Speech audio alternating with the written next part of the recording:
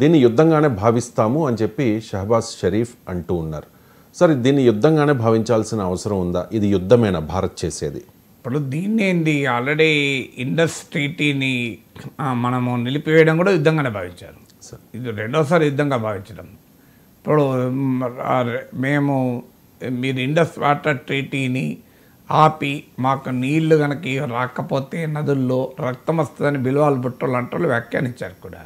దాన్ని act of వార్గానే భావిస్తాం, అవసరమైతే న్యూక్లియర్ అటాక్ చేస్తామని కూడా మాట్లాడుతూ వచ్చారు. అందువల్ల అది ఆల్రెడీ వార్ సింధు నదీ జలాలను ఆపడంతోనే యాక్ట్ ఆఫ్ వార్ మొదలైంది. ఎన్నిసార్లు మొదలవుతుంది యుద్ధం? 10 సార్లు మొదలు కాదు కదా.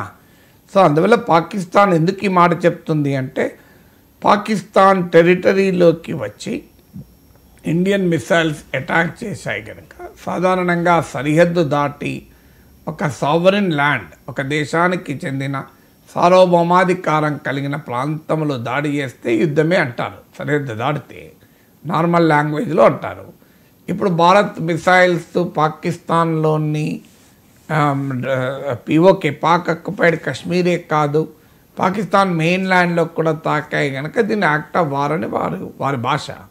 కానీ ప్రపంచంలో యాక్ట్ ఆఫ్ వార్ యాక్ట్ను డిఫైన్ చేసే దాంట్లో ఒక ప్రిన్సిపల్ ఏంటంటే ప్రియంప్టివ్ స్ట్రైక్స్ అంటారు.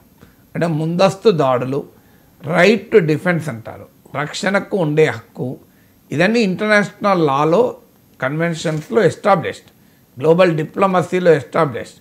సో అందువల్ల మీరు ప్రపంచవ్యాప్తంగా ఐక్యరాజ్య సమితి చార్టర్ కూడా అంగీకరించేది రైట్ టు సెల్ఫ్ డిఫెన్స్. అంటే నీపై దాడి జరిగి సర్వనాశనమైనా కోరుకుంటావా? Credible evidence